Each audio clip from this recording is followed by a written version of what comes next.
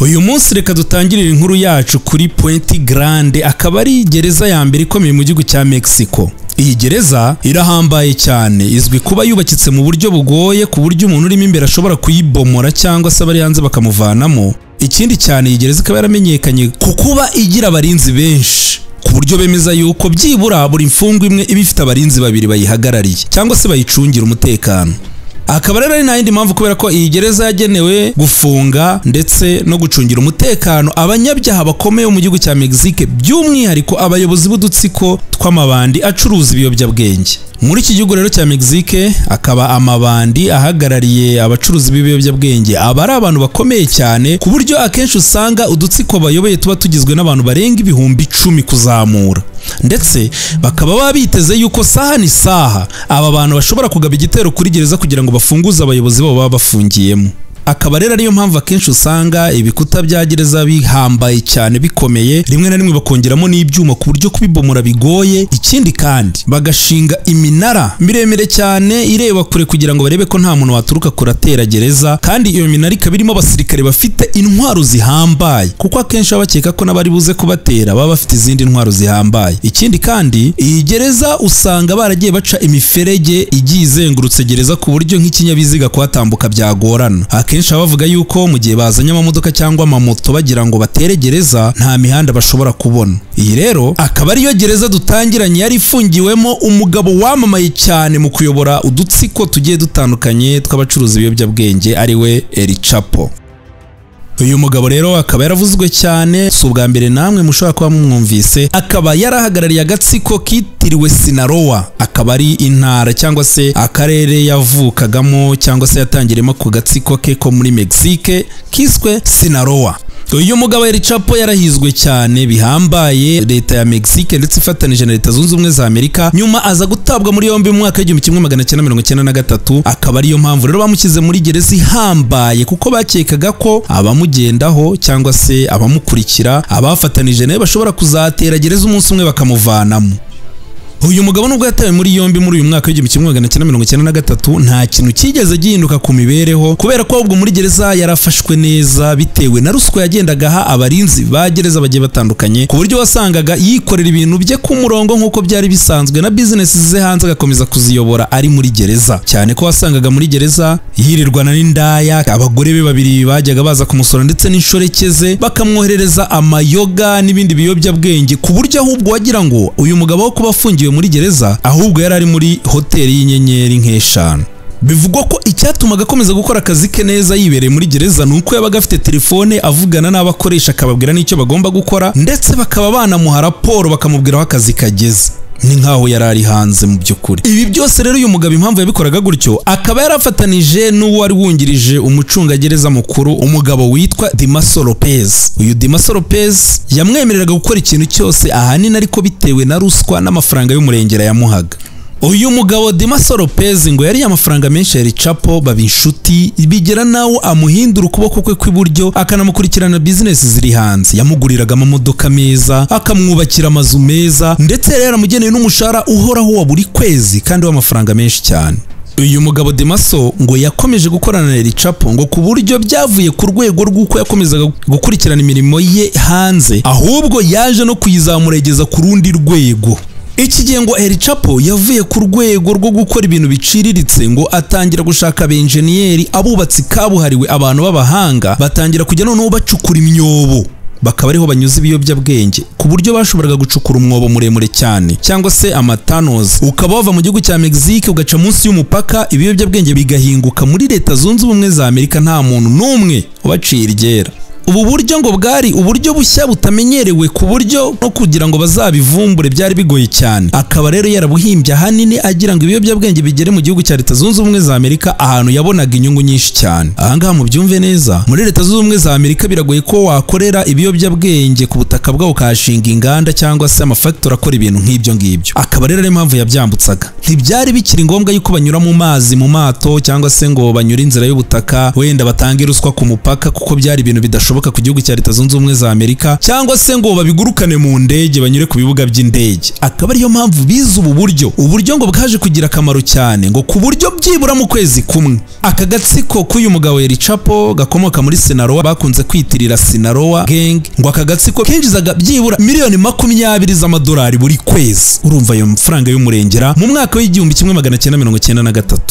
Icyo gihe nanone kandi ngo ikibazo cyari gihari gikomeye cyane. Leta Zunze Ubumwe za Amerika ntabwo zari zifite uburenganzira bw'uko zasaba igihugu cya Mexique yuko cyaboherereza El Chapo kugira ngo akurikiranweho ibyaha ndetse anafungirwe muri Leta Zunze Ubumwe za Amerika, cyane ko kubera ko amategeko ya Mexique ibyo bintu atabyemeraga, bitari biri mu itegeko nshinga ryabo. Kandi Amerika igakomeza ivuga yuko umucuruzi w'ibiyobyabwenge aribo bantu ba mbere agiraho ingaruka, aribo abangamira, bakaba barifuzaga ko yakoherezwa agakurikiranwaho ibyaha, cyane ko bavugaga ko nubwo afashwe afungiwe muri Mexique nta kintu kimwe byahinduyeho, ko ahubwo agicuruza ibiyobyabwenge, ahubwo ibiyobyabwenge byaniyongereye cyane mu gihugu cya Leta Zunze Ubumwe za Amerika bivuye muri Mexique, cyane ko batari bakamenya yuko ibiyobyabwenge bica hehe mu myobo munsi y'ubutaka.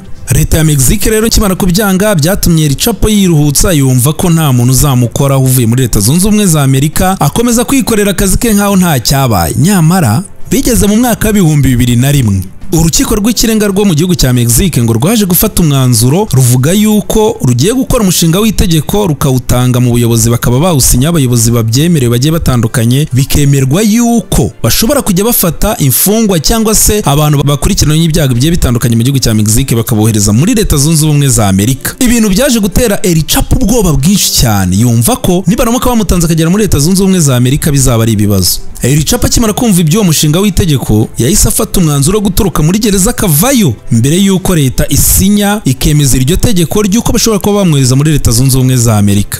El Chapo mu byumweru bike cyane byakurikiye bakimara gutanga umushinga w'itegeko yari yamaze gufata umwanzuro, yamaze no gutegura uburyo azaturuka akava muri iyo gereza akigendera. Gereza twatangiranye mbabwira ko yari gereza ihambaye cyane, igoranye ku buryo bavuga ko nta n'umuntu ushobora kuyitoroka, cyane ko abantu bose bari bayifungiyemo bakomeye, bayoboye udutsiko tugiye dutandukanye tw'amabanda acuruza ibiyobyabwenge, dufite intwaro zihambaye nka El Chapo. Nta n'umwe kugeza icyo gihe wari warigeze ashobora kuyitoroka.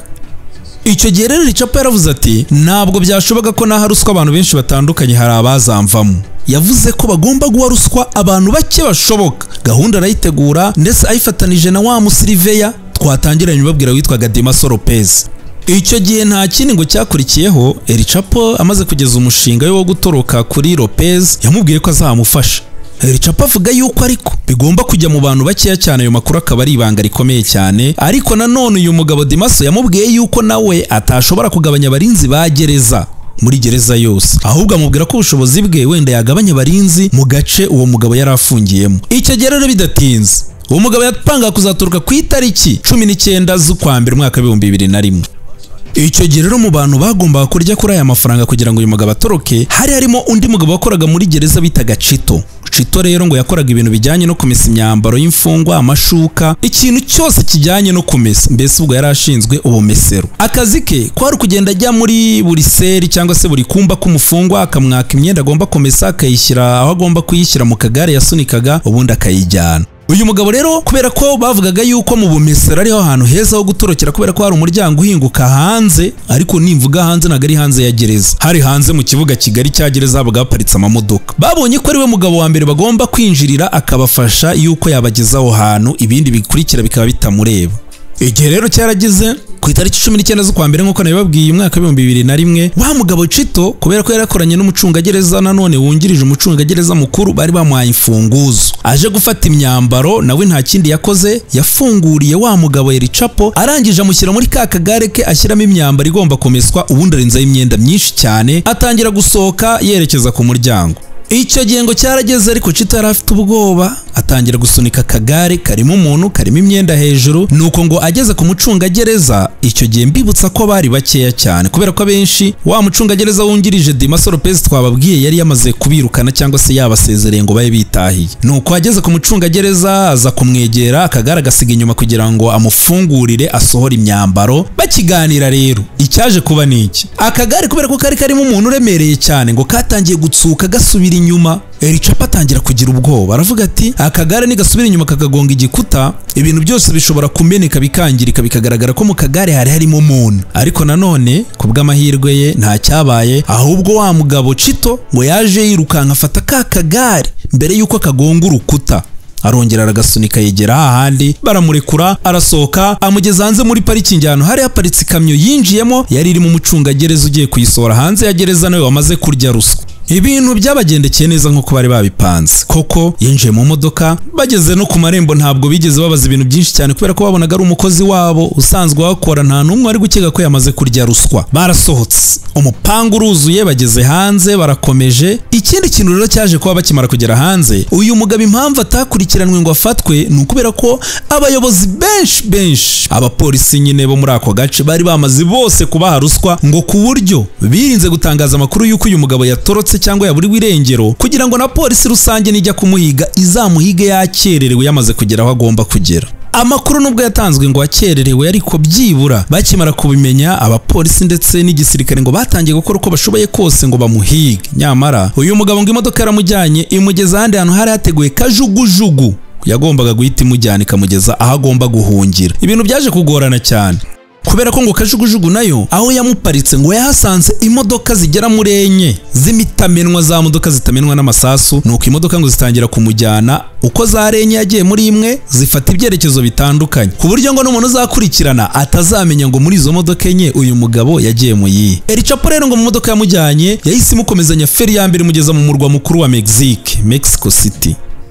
Uyu mugabo ngo bakimugeza mu murwa mukuru wa Mexique ngo yagiye gukebaguzwa, arebye hirya no hino ngo asanga azengurutswe n'imodoka z'abapolisi nyinshi cyane. Ubwo babura mutaha atangira kwibaza ati se bamenye gute ko arangaha naje kwihisha. Nyamara umuntu wari umutwaye mu modoka w'umushoferi aramubwira ati ntugire ikibazo, aba bapolisi barangaha bose ntago baje kugufata ahubwo baje kugucungira umutekano. Ngo ku buryo byaje kugura polisi itarariye ruswa kumenya yuko umunyabyaha bari guhiga yaba agoswe n'abapolisi bangana gutyo. Urumva bashakiraga ahantu hagiye hishahishe ntibakamenye yuko umuntu uherekejwe n'imodoka nyinshi z'abapolisi atari afande, atari umukuru w'igihugu, atari n'undi muyobozi uwo ari we wese wagendeye igihugu cyabo, ahubwo yari ikebe barimo barahiga.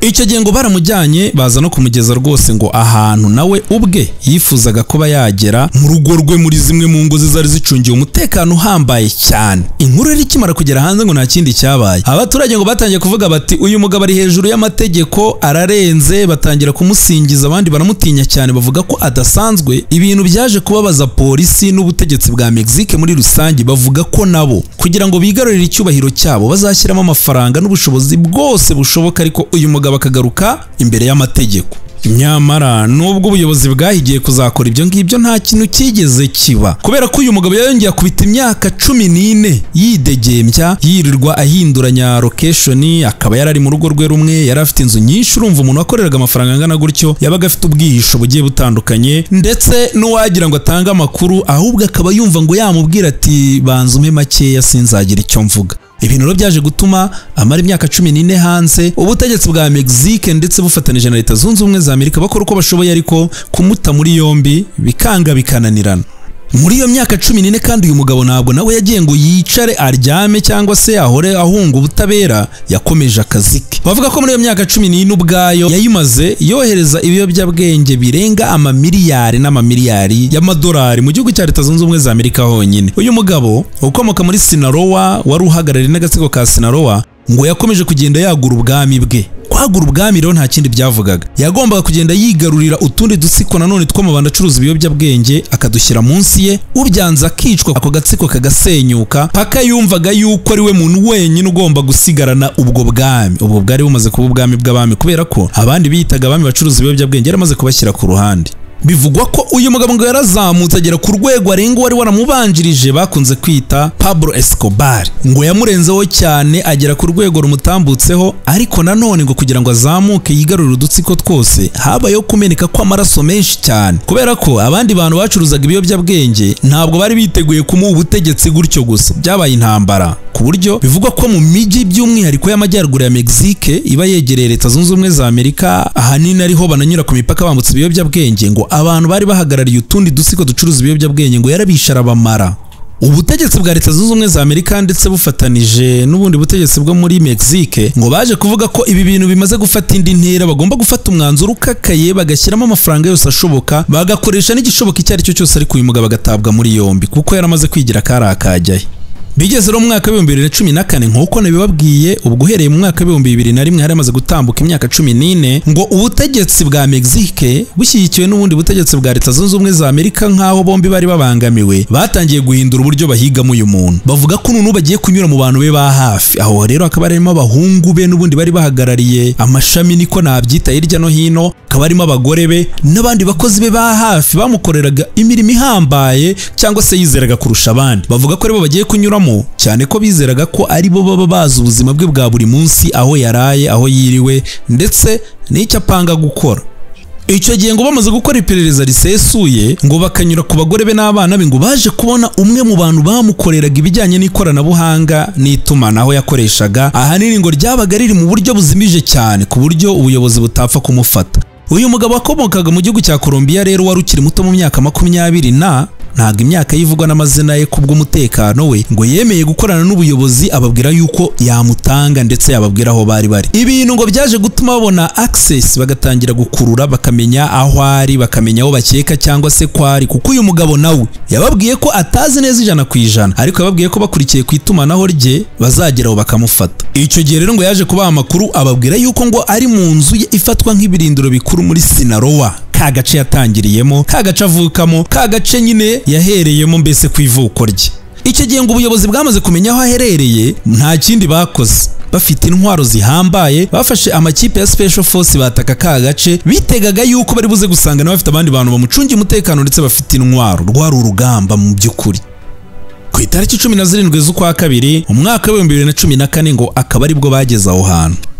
Icyo gihe ngo bakihagera iyo nzu basanze ari umutamenwa, batangira gushaka kubomagura inzugi, nyamara ngo urugi wabonaga inyuma ari ibirahuri, ariko imbere harimo ibindi byuma bikomeye cyane ku buryo kwinjira byari ibintu bigoranye cyane. Nuko ngo batangiye guhondagura kugira ngo binjire. Umuntu wari umwungirije muri iyo nzu ngo araza aramwegera aramubwira ati twatewe, nicyo gihe kugira ngo tuvangaha duhunge. Nyamara abari bari hanze bari biteguye, inzu bari bamaze kuyizenguruka, ngo kandi nubwo urugi kurubomora cyangwa kuruca byari byananiranye, ndetse ngo n'amadirishya bashaka gucamo bagasanga ari mato cyane ku buryo yo niyo bayamena no kwinjiramo umuntu mukuru ufite n'intwaro byagorana. Akaba ariyo mpamvu bakomeje kwibanda ku rugi. Ngo barungurukaga nanone mu madirishya ngo bakabona ibicucucucu by'abantu bari kunyuranamo, bikagaragara neza ko mu nzu harimo umuntu cyangwa se harimo abantu benshi. Ibintu ngo byaje kubatera umurava, barahondagura cyane kugira ngo binjiremo, cyane ko n'ubundi babonaga yuko ngo iyo nzu bayizengurutse umuntu urimo imbere nta hantu ari buze gucikira. Nyuma byatinze urugi ngo baje kuruca, cyane ko bizeraga ko n'ubundi umuntu urimo imbere nta hantu yaca kuko inzu bari bamaze kuyigota. Nyamara bagezemo imbere ngo binjiye basakuza cyane, bavuza induru, bavuga bati mwese amaboko hejuru mushyire intwaro hasi, ariko nta muntu n'umwe bigeze basanga muri iyo nzu. El Chapo yari yagiye. Ubwo wa muntu wari umwungirije ngo yazaga akamubyutsa, ngo feri ya mbere bayifatiye mu bwiherero cyangwa se muri dushe, baza birukanka. Ngo ntabwo rero aho hantu bari bagiye kuhihisha, ahubwo bari bagiye kuhatorokera, ngo cyane ko baje gusanga yuko cya kintu abantu bogeramo baryamamo bakunze kwita baignoire cyangwa se icyogero, ngo icyo kintu bari bafite uburyo bakegura munsi, akaba harimo umwobo ubageza mu butaka hasi, aho bagombaga gusanga indi tano cyangwa se undi mwobo utambitse uri bubavane muri iyo nzu ukabageza kure cyane y'aho abasirikare n'abapolisi bari babateye bari.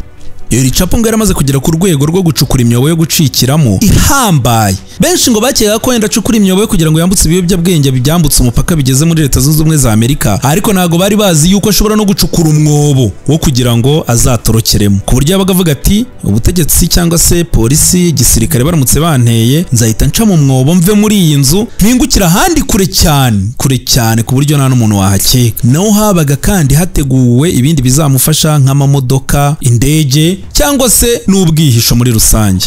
Ngo basanze iyo nzira iteguwe neza cyane ku buryo uyu mugabo nta kindi byamusabaga ni ukuza kegura rwa rubenwari nyine nababwiraga, akinjiramo harimo escalier hateguye neza, anasa neza, agacamo, yarangiza akimara kumanuka hasi agahita yongera akanifungwa. Hari hateguye mu buryo bujyanye na tekinoloji yari igezweho icyo gihe, umugabo akaburirwa irengero. Ngo kubera rero iyo mpamvu abangaba ngo bamaze igihe kinini basaka inzu, bareba munsi y'uburiri, bareba hirya no hino, bareba muri za parafo, kandi umugabo uko batindaga ngo we niko yigenderaga, nta n'umwe wari waketse yuko umugabo ashobora kuba yamanukiye aho ngaho mu bwiherero akaba yagiye cyane. Ibintu byaje rero gutuma ngo abo bantu bamara igihe kinini batakaza igihe kinini bashakisha mu nzu, kandi El Chapo yagiye kare. Icyo gihe kandi ngo akaba ataragiye wenyine, yajyanye n'umugore we n'abana be n'abandi bayobozi batandukanye bari bari kumwe icyo gihe, ndetse n'abakozi bose bakoraga muri iyo nzu, ku buryo ngo nta n'umuntu n'umwe bigeze basanga muri iyo nzu byibura bahata ibibazo cyangwa ngo bamusobanuze ibyabaye. Uyu mugabo rero ngo akimara gutoroka yavuze ko atari ngombwa yuko nonaza kujya muri ya mazu ye yandi ayitaruye imijyi cyane. Abantu bamaze kumenya ko njya kwihisha mu mazu yitaruye ari mu misozi kure, reka none njye kwihisha ahantu badashobora kunkekera. Icyo gihe afashe umwanzuro wo kujya kwihisha ahantu mu mujyi muto wari wegereye inyanja, avuga ko nta muntu wakeka ko yaza kuba muri karitsiye iciriritse inasanzwe muri uwo mujyi kandi afite amafaranga menshi. Nyamara icyo umugabo yari yibeshyeho, yari azi yuko baguye ahantu yari yihishe wenda ari mu buryo bw'impanuka cyangwa ari umuntu wamugambaniye. Ntabwo yari azi yuko umuntu ushinzwe ibijyanye n'umutekano we n'ikoranabuhanga yamaze kumutanga. Nta nubwo yigeze akeka yuko aho ari buze kujya hose bari buze kumugendaho mpaka bakamufata.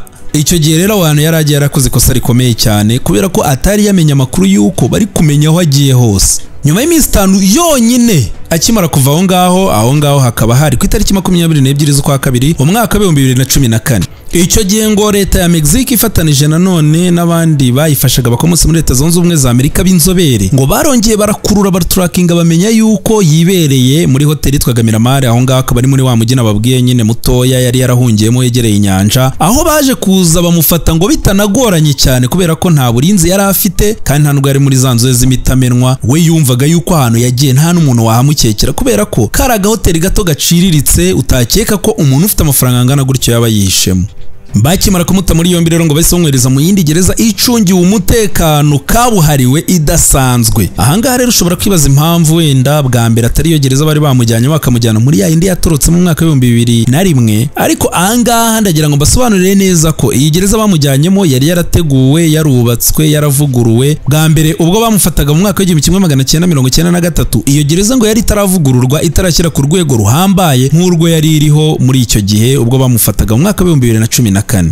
Iyi gereza none ngo bamuzanyemo ntabwo yari isanzwe, yari imeze nk'ibirindiro bya gisirikare, ifite intwaro ziremereye ku buryo mbese yabaga yiteguye yuko niyo yaba ari urugamba barurwana. Yari ifite iminara myinshi cyane igiye itandukanye. Iyi gereza kandi by'umwihariko ikaba itari yegeranye n'ahantu hatuwe n'abantu bari bo bose, ahubwo yari izengurutswe n'ibibaya n'imisozi, ndetse n'abandi bantu bari bayegera akenshi wasangaga hari ubutaka bwagenewe guhingwamo gusa, ku buryo babaga bahagaze muri iyo gereza nta muturanyi, nta muntu n'umwe ushobora kubona uhatamba, nta n'umuntu ugera hafi aho ngaho. Izo ngizo akaba ari za gereza no gusurwa byabaga ari ibintu bihambaye, aho wandikishaga umuntu ushobora kugusura ukaba atari wemerewe kurenza abantu 2. Bivuga ko ngo muri iyi gereza byonyine umubyimba w'urukuta wagufite metero 4. Bavugaga ko niyo warasaho ibisasu biturika bigoye ko urwo rukuta waruhirika. Ikindi kandi iyi gereza nk'uko nabibwiye ngo yari nka gereza y'ibirindiro bya gisirikare, yari ifite za radari, ifite n'ibindi bintu byose bikurura indege zishobora kugendera hafi yayo, cyane ko byari bibujijwe yuko indege igurukira aho hafi. Bavugaga ko niyo byaba ari ibitero by'indege babibonera kure bakazirasa zitari zahagera. Nk'uko nabibabwiye, izi gereza zabaga zaragenewe kurinda abayobozi b'abacuruzi b'ibiyobyabwenge. Bakekaga yuko bene wabo bashobora kuza gutera gereza kugira ngo babohoze abayobozi babo. Bakanavuga ko bashoboraga kuba bakodesha abacanshuro b'abantu batojwe b'abasirikare cyangwa se bahuza ari abasirikare b'abahanga bafite n'intwaro ziremereye. Ibintu rero babaga biteguye cyane ko ngo mu kwitegura ibyo ngibyo babaga bafite n'imodoka z'imitamenwa bashobora gushyiramo imfungwa ishobora kuba ishaka kubohozwa, bakaba bayivana aho ngaho, imodoka zidashobora kwangizwa n'amasasu. Ikindi kandi ngo iyi gereza yabaga arimo ibindi bikoresho by'ikoranabuhanga bituma umuntu uri muri iyi gereza, yaba yifungiwemo yaba yikoreramo, adashobora kuba yakoresha telefone mobile ngo abe yahamagara umuntu uri kure cyangwa se avugane n'umuntu uri hanze ya gereza. Uretse gusa za telefone ziba ziri muri gereza nazo z'imigozi zishobora gutuma umuyobozi wa gereza cyangwa se abandi bacunga gereza bashobora guhamagara nabwo abandi bayobozi batandukanye bo mu gihugu, atari uguhamagara imiryango yabo cyangwa inshuti. Iyi gereza ngo kuva yakabaho igashingwa ikavugururwa kuri urwego, nta muntu n'umwe wari yarigeze atoroka iyi gereza kugeza igihe uyu mugabo El Chapo yigereyemo. uyu mugabo rero Ricapa akimara kugera muri iyi gereza ngo ntabwo noneho yazuyaje ngo atangire guha abantu ruswa wenda bamufate neza azayibemo atuje, ahubwo yahise afata umwanzuro wo gupanga gutoroka vuba vuba, kubera ko yarabizi neza yuko icyatumye atoroka bwa mbere ari uko leta ya Mexique yari iri gutegura umushinga w'itegeko ryo kuba yakohereza imfungwa zikajya gufungirwa no kuburanira muri Leta Zunze Ubumwe za Amerika. Rero nta mwanya wo gutakaza yari afite, mbere yuko bamujyana yagombaga gutoroka. Ibintu byatumye ngo akigera muri iyi gereza yatangiye kwicara atangira gushushanya uburyo yayitorokeramo. Bitewe rero nuko telefone itari yemeye muri iyi gereza yuko wavugana n'abantu bawe, yahise atangira gupanga gutoroka binyuze mu bantu babiri bagombaga kumusura. Uwa mbere rero akaba yari umwunganira mu bijyanye n'amategeko, uwa kabiri nanone akaba yari umugore bitaga Emma. Abo bantu nibo yagombaga guha amakuru kugira ngo bajye kuvugana n'abandi bantu bari hanze, ababwira uburyo bashobora gukoresha bakamuvana muri iyo gereza, cyane ko we yabahaga amakuru y'ibibera muri gereza naho gereza iherereye nuko bimeze, ariko nabo bakaba bari hanze aribo bagomba gutegura uburyo bakwinjira bagendeye ku makuru yabaga yabahaye. Emma akaba yari umugore we mutoya, yari yararongowe mu mwaka wa 2007, akaba yari umukobwa ukiri mutoya ku buryo uyu mugabo Ricapa yamurushaga imyaka 32 yose. Yatangiye kujya atuma uyu mugore we akamubwira buri kimwe cyose gikenewe kugira ngo agende abwire abahungu be 4 n'abandi bose bari baramukurikiye. Mbibutsa ko aba bahungu be 4 nibo bari barasigaye bakurikirana ibintu hanze, ariko icyatangaje muri aba bantu bose bamukurikiye n'abana be nta numwe wigeze widekarara avuge ko ari ubaye umuyobozi w'agatsiko kabo. Bakomeje kumwubaha nk'umuyobozi w'agatsiko kabo kandi ari muri gereza. Icyo gihe rero ngo batangiye gupanga, ariko ntabwo bari bonyine. Hari harimo n'undi mugabo utari uwo mu muryango we bwite nk'aba bahungu be, ari wa mugabo twatangiye mbabwira yitwa Dimaso Lopez. Kubera ko ngo uyu mugabo nawe Ricapa amaze gutoroka ya gereza ya mbere yarakuriye cyangwa se ari uwungirije ukuriye gereza, ngo uyu mugabo bahise bamwirukana mu kazi, bavuga yuko yari umufatanyacyaha. Bamaze kumwirukana yagiye adepoza ahandi hantu henshi hagiye hatandukanye ku bikorwa byo gucunga umutekano n'ibya gisirikare yari yaritoje yaranize, ariko nta muntu n'umwe yigeze umuha akazi kubera ko yari ariho ubusembwa bw'ibyaha yakoze atorokesha umunyabyaha ruharwa umucuruzi w'ibiyobyabwenge Ricapa. Uyu mugabo rero amaze kubona ko nta mahitamo ngo afite, ko nta muntu n'umwe wamugirira icyizere, yarongeye aragaruka akomeza gukorana na Ricapa, ari nabyo byatumye yinjiza amafaranga menshi. Nkuko nabibabwiye tugitangira, ngo uyu mugabo yaramaze kuba ukuboko kwe kw'iburyo, yari umukozi mbese yizeraga. Uwo nawe rero akaba ari mu bantu ngo bahise binjira mu kazi bagomba gutorokesha umukuru wabo bakamugarura hanze mbere yuko bamwohereza muri Leta Zunze Ubumwe za Amerika. Uyu mugabo ngo akimara gutoroka ya gereza ya mbere, ubundi Dimaso ngo yakomeje kumuba hafi. Amaze kubona ubuhanga bwe atangira kugenda ngo amuzamura gake gake. Ntabwo yamuzamuriye umunsi umwe ngo ahinduke ukuboko kwe kw'iburyo, ahubwo mu bindi bintu byatumye amwiyambaza nuko uyu mugabo yari afite amakuru anasobanukiye ibintu bijyanye no gucunga gereza kuko yarabikozemo igihe kirekire. Akaba rero ariyo mpamvu ngo yamufashe amufata nk'umuntu we wa hafi uzamufasha no kuva muri iyi gereza, nubwo uyu mugabo atari yarigeze ayikoreramo, ariko yari afite amakuru y'ibiberamo. Muri iyi gereza rero idasanzwe nk'uko nyine nabibabwiye, uyu mugabo ngo yari yemerewe gusohoka isaha imwe yonyine akava mu cyumba cye akajya gukota akazuba nk'abandi, nyine akagera hanze. Ubundi andi masaha 23 yose yamaraga ari mu cyumba cye wenyine. Nkaho kandi ibyo bitari bihagije ngo bari baramushyizeho n'akandi kantu ku kaguru ke bamuziritseho kariho GPS ishobora gutuma bamenya aho aherereye, ku buryo umuntu wabaga ufite akuma k'ikoranabuhanga cyangwa computer w'umucungagereza yashoboraga kumenya niba ari mu cyumba cye cyangwa havuye. Kandi icyo cyumba cye ngo kikaba cyari kirimo kamera ku buryo bamureba amasaha 28 kuri 28, aho aryama, ibyo akora byose babaga bamuhanzeho ijisho. Ngo ahantu honyine uyu mugabo yashoboraga kuba yagira ubuzima bw'ibanga ni muri tuwarete. Kakaba kari agatuwarete gatoya kari gafatanye n'icyo cyumba cye yashoboraga kujyamo, niho hantu honyine hatari hari kamera imuhoraho amasaha 28, kandi nabwo yagombaga kugira igihe runaka hamara yatindamo gakeya bagahita baza kureba niba atari gushaka cyangwa gupanga gutoroka. Aka gatsiko rero ka Sinaloa kari kayobowe n'uyu mugabo Ricapa, gahunda yabo n'ibintu byose bakoraga byari ibintu bifite aho bihuriye n'imyobo. Akaba ari nayo gahunda rero bahise batangira gupanga. Bapanze yuko kugira ngo bagere muri gereza bamuvanemo bagomba gucukura imyobo, ariko se ikibazo bari kuyicukura hehe? Ese bari gucukura bahereye muri gereza cyangwa bari gucukura bahereye hanze ya gereza kugira ngo bamuvanemo?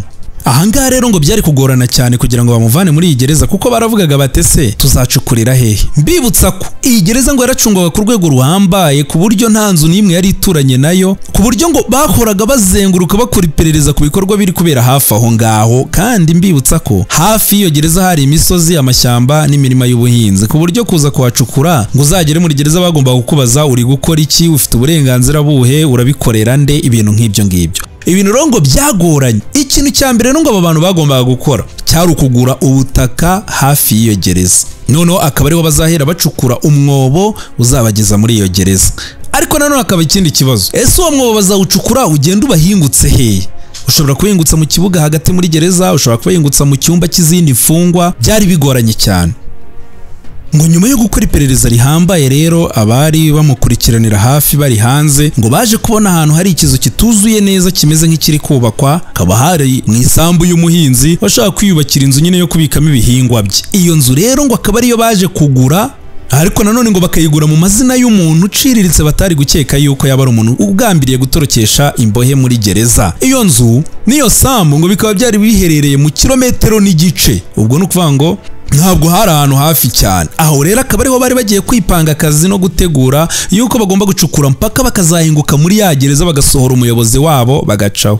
Icyo gihe rero bari bamaze kubona byibura aho bahera bacukura kugira ngo bagere muri gereza. Ariko nanone umva ikibazo, ese bari gucukura bakazahinguka muri gereza hehe? Ese ko uyu mugabo yacungwaga amasaha 28 bwo bari kuzacukura bakagera muri gereza, tubare ko wenda banageze mu cyumba cye bashoboye no kubivumbura bakamenya aho aherereye. Ya kamera imureba amasaha 28 ntiyari kubona ko umuntu arimo aratoroka bari kumujyana.